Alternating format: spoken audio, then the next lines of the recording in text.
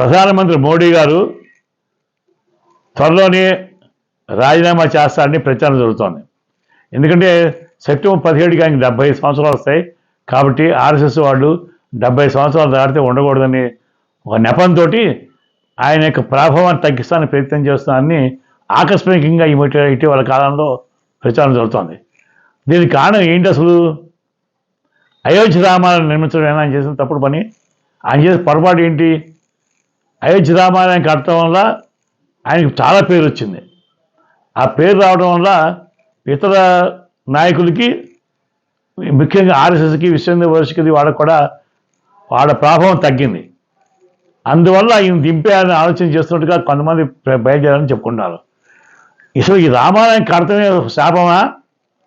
దీనికి ఏంటంటే ఇంత పూర్వం కూడా భద్రాచలంలో రామదాసు గారు రామాలయాన్ని కట్టించి ఆయన జైలు పాలయ్యాడు పదవికి పోయి. ఆ తర్వాత ఒంటిమెట్టలో వావిలిగొండ సుబ్బారావు గారిని వాసుదాస్ స్వామి ఆయన కూడా కట్టి ఆయన అప్పుల పాలైపోయి చివరికి ఆయన చరిత్రలో లేకుండా మిగిలిపోయాడు.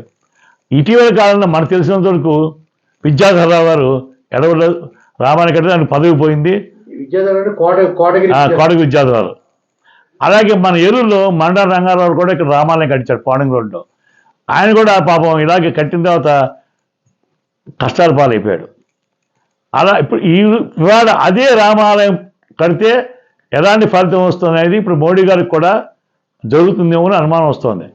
అసలు మోడీ గారు రామాలయం అంతకుముందు చాలా టెంపుల్స్ కట్టాడు, కానీ ఎక్కడ ఇటువంటి ఆయన ఇబ్బంది పడలా. ఇది కాశీలో గుడి కట్టించాడు, ఉజ్జయినిలో అన్ని చోట్ల కూడా గుడి డెవలప్ చేశాడు. అలాంటిది అయోధ్య రామాలయం కడతంతోనే ఆయనకి ఎందుకో ఏడాది తర్వాత ఆయన ప్రచారంలోంచి ఆయన తప్పించే పరిస్థితి, ఆయన తగ్గించే పరిస్థితి వస్తుంది. దీనికి కారణం కూడా అయోధ్య రాముడేనా? ఈ రామాయణాన్ని కడితే శాపమా?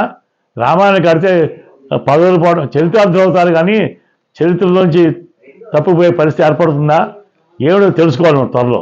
నిజంగా మోడీ గారిని కనుక దిగిపోతే మటుకు అది కేవలం అయోధ్య రామాలయం కడతాం అనేది అనుమానం గ్యారంటీగా నిజం అనిపిస్తుంది.